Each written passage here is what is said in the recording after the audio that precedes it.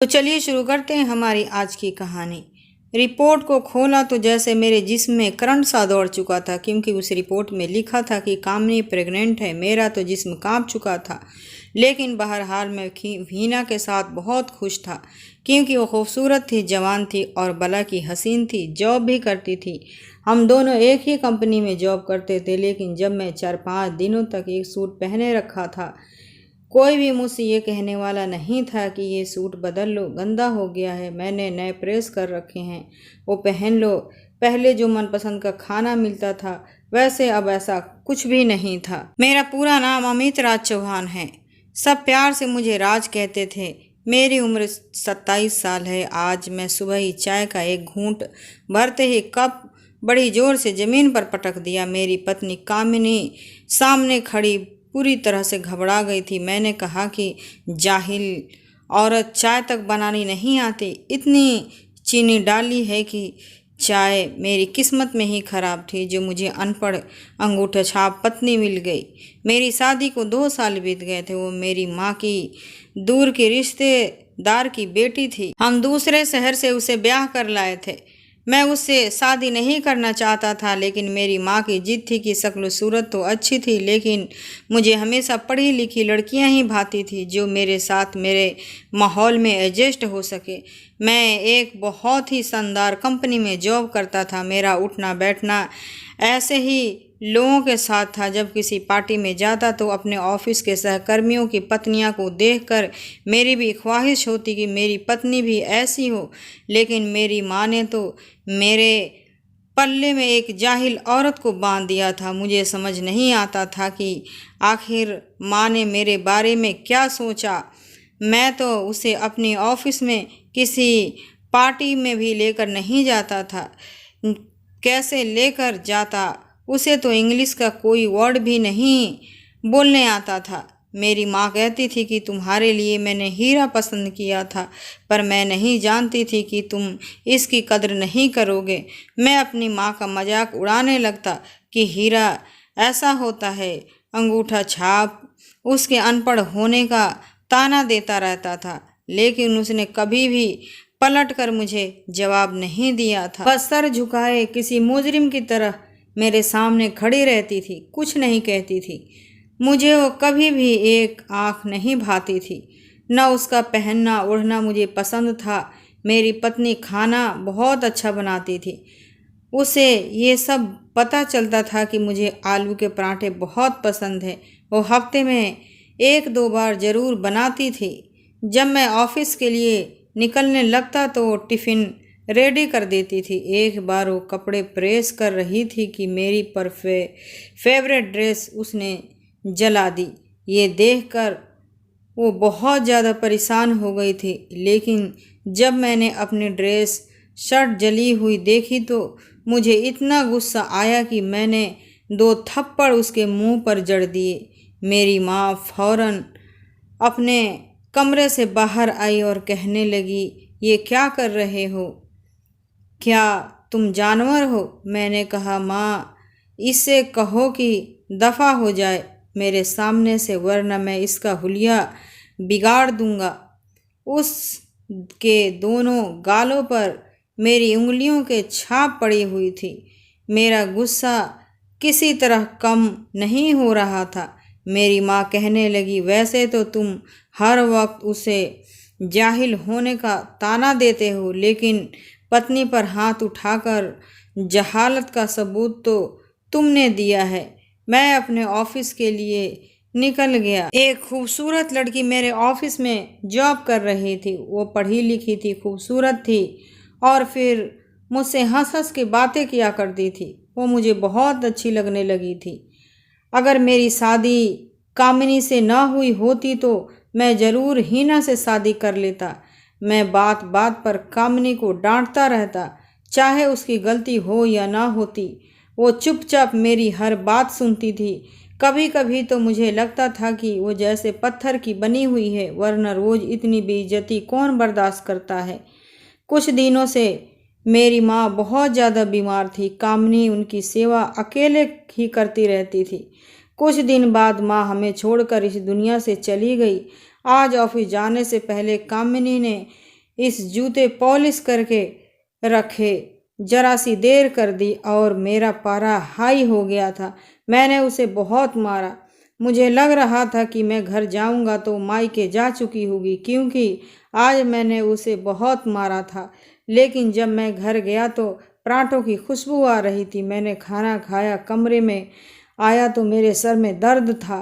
कामिनी kitchen का सारा काम समेटकर जब कमरे में आई तो काफ़ी थकी थकी सी लग रही थी। लेकिन जैसे ही मैंने कहा कि मेरे सर में दर्द है तो फौरन मेरे पास आकर बैठकर मेरा सर दबाने लगी।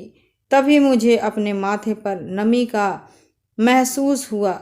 ऐसा लगा जैसे मेरे माथे पर पानी की बूंद गिरी हो। जैसे ही मैंने आँख खोलकर देखा तो वो रो रही थी। उसके आंसू टपक रहे थे, मेरे माथे पर गिर रहे थे। मैं अगले पल उठ बैठा, अपने रूमाल से उसके आंसू साफ किए।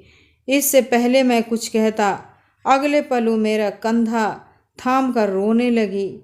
वह फूट फूट कर रो रही थी, लेकिन फिर भी उसने अपनी आवाज़ कमरे से बाहर नहीं जाने दी थी। रोते हुए कहने लगी कि मुझे माफ़ कर दें, आप मेरे साथ वैसा रहा करें जैसे बाकी के पति रहते हैं। वो रो रही थी और मैं कितनी देर बिल्कुल चुपचाप उसे रोता देख रहा था। फिर उसके सर पर थपकी देते हुए कहा, अरे पगली, मैं तो रोज़ ही तुम्हें डांट देता हूँ। कई बार काम की थकावट इतनी होती है कि कुछ समझ ही नहीं आता है तो तुम्हें डांट देता हूँ, तुम पर गुस्सा निकल जाता है। लेकिन आइंदा मैं कोशिश करूँगा कि तुम्हें न डांटूँ। इस बार जरा नरम लहजे में उससे बात कर रहा था, क्योंकि वो बहुत रो रही थी और उस वक्त मेरे पास इन शब्दों के अलावा उसके लिए कुछ भी नहीं था। मैं बेड पर टेक लगाए आंखें बंद किए बैठा था तो वो मेरे साथ ही मेरा कंधा पकड़कर बैठ गई थी। उसने अपना सर मेरे कंधे पर रखा हुआ था। फिर आंखों से आंसू साफ करते हुए कहने लगी कि आपको पता है आज सुबह आपने क्या कहा था? मैं वही सोच सोच कर सारा दिन रोती रही। मैं सोचने लगा कि मैंने तो गुस्से में उसे बहुत कुछ कह दिया था। जो कुछ भी मुंह में आता था उसे सब बड़बड़ाता चला गया था। हर वो लफ्ज़ यूज करता था जिसमें उसकी बेइज्जती कर सकूं। लेकिन न जाने उस कौन सी मेरी बात बुरी लग गई थी। मैं कहने लगा कि पता नहीं क्या कहा था, बताओ मैंने क्या कहा था? इतना सुनना था कि वो कहने लगी, आप सुबह गुस्से में कह रहे थे कि मैं तुम्हें हमेशा हमेशा के लिए छोड़ दूंगा, तुम इस डर ठोकरें खाती फिरोगी। इतना कहने के बाद उसकी सिसकियां और तेज हो गई, उसकी आंखों में आंसू गिरने लगे। मैं थोड़ा घबरा सा गया था। मैं भी गुस्से में ना जाने क्या क्या बोल जाता था, लेकिन अगले पल उसे बहलाने लगा कि देखो वो सब कुछ गुस्से में हो जाता है मुझसे, ऐसा कुछ नहीं है। मैं उसकी थोड़ी बहुत तारीफ कर रहा था ताकि कम से कम वो रोना बंद कर दे। अगली सुबह जब वो उठी तो मैं बहुत खुश दिखाई दे रही थी। चेहरे पर हल्की सी मुस्कुराहट थी। उसने मेरे लिए नाश्ता बनाया। आज मैं भी खुश था। लेकिन उस दिन जब मैं ऑफिस में गया तो वहाँ पर हीना जैसे मेरा ही इंतज़ार कर रही थी। जैसे ही हमने काम पूरा किया और बॉस वहाँ से गए तो हम अपनी पत्नी का ख्याल में खोया हुआ था। तभी हीना मेरे पास आकर बैठ गई। कहने लगी कि तुम जानते हो ना, मेरे घर वाले मेरा रिश्ता तय करना चाहते हैं। आए दिन कोई ना कोई लड़का मेरे लिए रिश्ता भेजता होता है। अब तुम बताओ कि मैं क्या करूं? तुम मुझसे सीरियस तो हो ना, सिर्फ टाइम पास तो नहीं कर रहे हो ना? मैंने हीना से बात सुनी तो अगले ही पल किसी पानी की बुलबुले की तरह कामिनी मेरे होशो हवास में गुम हो चुकी थी। मैं कहने लगा कि कैसी बातें कर रही हो तुम? बिल्कुल मैं सीरियस हूँ। तुम जैसी लड़की के साथ तो मैं अपनी ज़िंदगी गुजारना चाहता था। इतना सुनना था कि कहने लगी कि आखिर कब तक मैं अपने माँ बाप को टालती रहूँगी। मैंने उसे यकीन दिलाया कि बस हम बहुत जल्दी शादी कर लेंगे। मुझे कामिनी से तो ऑर्डर नहीं लेना था। अरे उसकी फ़िक्र ही किसे थी? सिर्फ माँ की वजह से मैंने आज तक हीना से शादी नहीं कर पाया था। जब मैंने हीना को इस बारे में बताया कि मेरी माँ का निर्धन हो चुका है तो बजाय अफसोस के मुझे कहने लगी कि अच्छा समझो, हमारे बीच का एक कांटा तो भगवान को प्यारा हो गया, देख लो, वो भी चाहता था कि हम दोनों एक हो जाएं, तभी हमारे रास्ते में आने वाली सभी कांटों को खुद ही हटा रहा है। वो मुझसे इस तरह से बातें कर रही थी और मैं चुपचाप हो चुका था। अब तो मेरी माँ जिंदा नहीं रही थी। मैंने हीना से कहा कि हम शादी कर लेते हैं, लेकिन उसके घर वाले भी ना माने। कहने लगे कि हमसे शादीशुदा आदमी के साथ शादी नहीं करेंगे। हीना कहने लगी कि मैं तुमसे तभी कोर्ट मैरिज करूंगी जब तुम पहली पत्नी को तलाक दे दोगे। मैंने फौरन हामी भर ली। उस दिन जैसे ही मैं घर में दाखिल हुआ तो घर में मुझे पकौड़ों की खुशबू आ रही थी। मैंने अपने कमरे में गया। मेरे सर पर सिर्फ और सिर्फ हीना सवार थी। मैं कमरे में ही था जब वहाँ पर कामनी आई। उसने मेरे हाथ में प्लेट में पकौड़े रखे थे और दूसरे हाथ में चाय का कप पकड़ा हुआ था, लेकिन मैंने अगले पल उसे अपने पास बिठाया और उसके हाथ में तलाक के कागज थमा दिए। फिर उससे बोला कि सिर्फ और सिर्फ माँ की वजह से मैंने ये रिश्ता बनाया था, लेकिन अब माँ मर चुकी है। अब मेरा और तुम्हारा गुजारा मुश्किल है। देखो, अगर मैंने तुम्हारा दिल दुखाया हो तो या तुम्हें परेशान किया हो तो मुझे माफ़ कर देना। मैं इसके बाद सिर्फ उसे इतना कह पाया था कि वो अपने भाई को कॉल करके बुला लो, मैं जा रहा हूँ। मैं वापस पलट कर नहीं देखा कि कामनी किस हालत में है, क्या खड़ी है, क्या कहना चाहती है। मैं उसे उसी हाल में छोड़कर वहाँ से चला गया था। हीना मेरा इंतज़ार कर रही थी। हीना बहुत खुश थी। हमने एक साथ अपनी ज़िंदगी गुजारने के कई ख्वाब देख रहे थे। 2 दिन बाद जब मैं घर वापस आया तो सब कुछ वैसे का ही वैसा था। हर चीज़ सलीके से पड़ी हुई थी। किचन में गया तो कढ़ाई यूं ही पड़ी हुई थी। पकौड़ों का मसाला जो उसने बनाकर रखा था एक तरफ पड़ा खराब हो चुका था। पकौड़े भी ऐसे ही ट्रे में पड़े हुए थे। अपने कमरे में आया तो हर चीज़ वैसी के वैसी ही पड़ी हुई थी, लेकिन वहाँ पर कामनी नहीं थी। शायद वो मायके जा चुकी थी। मुझे मेरे बेड पर एक रिपोर्ट पड़ी हुई दिखाई दी। जब मैंने जाकर उस रिपोर्ट को खोला तो जैसे मेरे जिस्म में करंट सा दौड़ चुका था, क्योंकि इस रिपोर्ट में लिखा था कि कामनी प्रेग्नेंट है। मेरा तो जिस्म कांप चुका था, लेकिन बहरहाल मैं हीना के साथ काफ़ी खुश था, क्योंकि वो खूबसूरत थी, जवान थी और बला की हसीन थी। जॉब भी करती थी।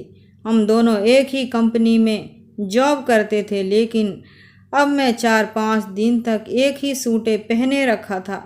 कोई मुझसे ये कहने वाला नहीं था कि ये सूट बदल लो, गंदा हो गया है। मैंने नए प्रेस कर रखे हैं, वो पहन लो। पहले जो मनपसंद का खाना बनता था अब वो बनना बंद हो चुके थे। अब हीना पहले जैसी खूबसूरत मुझे नहीं लगती थी, क्योंकि मुझे कामनी की आदत हो गई थी। हीना से तो मैं ऊंची आवाज़ में बात तक नहीं कर सकता था। डांटना तो दूर की बात है। मेरी जिंदगी अजीब उलझनों में घिरती चली जा रही थी। मुझे अब कामनी बहुत याद आती थी। काश मैं उसके साथ सब कुछ न करता। 3 साल बाद एक दिन रोड पर मुझे अचानक कामनी मिली। उसे देखकर मैं खुद को रोक नहीं पाया था। उसके साथ एक छोटी सी प्यारी सी लड़की भी थी जो बिल्कुल मुझसे मिल रही थी। मैं उसे देखकर तड़प गया था। मैंने उससे पूछा, ये मेरी बेटी है ना? उसने कहा, हाँ जी, ये आपकी ही बेटी है। मैंने उसे प्यार किया। फिर मैंने कामनी से कहा। कहने लगी, गुड़िया यहीं पढ़ती है और मैं यहाँ पर आया की जॉब करती हूँ। मैंने बड़ी हिम्मत करके दूसरी शादी के बारे में पूछा। कामनी कहने लगी, मैंने दूसरी शादी नहीं की है, पास ही किराए के घर में अकेले रहती हूँ। मैंने हाथ जोड़कर कामनी से कहा, मुझे अपनी गलती का बहुत पश्चाताप है। मैं तुम्हें छोड़कर बहुत बड़ी गलती कर दी है। हो सके तो मुझे माफ़ कर दो और मेरे साथ चलो प्लीज़। मेरी ज़िंदगी उधार थी, उसे ठीक कर दो। कामिनी बोली, अब बहुत देर हो चुकी है, ये हमारी पहली और आखिरी मुलाकात है। इतना कहकर वो हमेशा के लिए मुझे छोड़कर मेरी बेटी को लेकर चली गई। मैं अपना मुंह लिए वहीं खड़ा रह गया। शायद मेरी यही सज़ा थी। तो दोस्तों, आपको ये कहानी कैसी लगी कृपया कमेंट करके मुझे ज़रूर। आपको यह वीडियो कैसा लगा कमेंट बॉक्स में जरूर बताएं। मेरे इस चैनल को सब्सक्राइब जरूर करें क्योंकि मैं आपके लिए लाती हूँ सबसे ओरिजिनल कहानियाँ। शुक्रिया।